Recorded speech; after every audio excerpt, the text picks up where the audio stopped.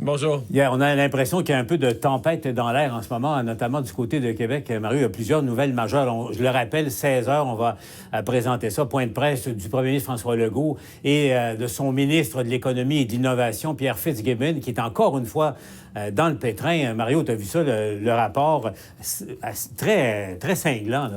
Il a enfreint, selon la commissaire à l'éthique, au moins 2 règles du Code de déontologie des élus pour, encore une fois, des investissements dans des compagnies. Il ne s'est pas conformé, Mario, 2 ans après l'élection, toujours pas conformé à certaines dispositions du Code d'éthique des élus.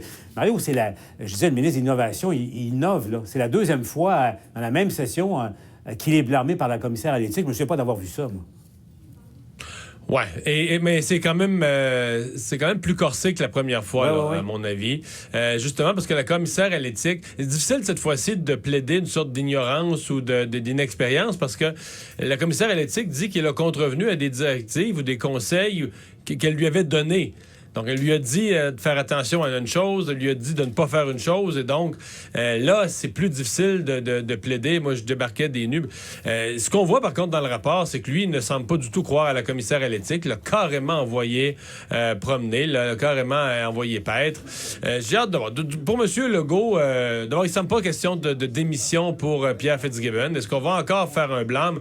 Ça devient franchement un peu ridicule. L'opposition va se bidonner à l'Assemblée. Est-ce que le gouvernement va profiter du fait que, écoute, les nouvelles du jour, là, c'est qu'on reparle de reconfinement pour le temps des fêtes, on parle de vaccins. Le ministre Pierre Fitzgibbon arrive loin des priorités de la population. Est-ce que M. Legault pourrait profiter du fait qu'il y a tout ça dans les nouvelles et profiter du fait que c'est le même ministre 2 fois en 2-3 semaines là, pour dire, ben regarde, c'est la même affaire, c'est la même patente, c'est un ministre qui m'a promis de faire mieux dorénavant. Ça remonte ça, dans le passé, puis je passe ça en dessous du tapis. Je sais pas, qu'est-ce qu'ils vont faire avec ça? Mais le problème, c'est que c'est l'article 46, l'article 51 également, et la commissaire à l'éthique l'a dit, au fond, que délibérément, il savait qu'il a fait des choses qu'il ne devait pas faire. Mario, est-ce qu'on fait affaire avec un ministre qui est au-dessus de ses affaires, finalement? L'attitude est là, hein, on regarde. Moi, j'avais été renversé. Ça me dit que ça n'a pas directement rapport, mais on parle d'être au-dessus de ses affaires. La façon dont il a floué les petits investisseurs de Nemaska, la compagnie de lithium, là.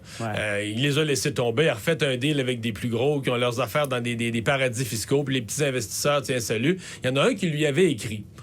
Un peu durement, mais poliment à la fois. Il avait exprimé, écoute, le monsieur a peut-être perdu des milliers de dollars de sa retraite, je sais pas, il a le droit d'être... Tu sais, quand t'es en politique, il faut que tu acceptes les gens ont le droit d'être choqués un petit peu des fois.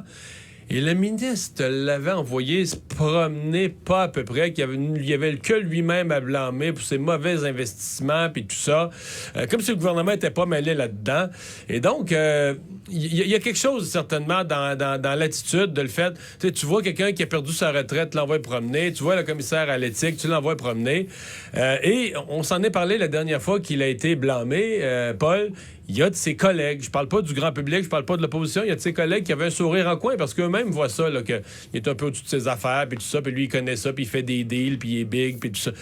Sans fatigue d'autres, là, qui se disaient, bon, ben peut-être que la commissaire à l'éthique, la petite tape sur les doigts va le replacer. Sauf que là, c'est une 2e fois en quelques semaines. Donc là, je pense plus qu'il y a personne dans la CAQ qui a un sourire en coin, là. C'est plus un vrai malaise. Qu'est-ce qu'on fait avec ça? Ça devient embarrassant pour le gouvernement, là. C'est clair, 2 fois en quelques mois seulement.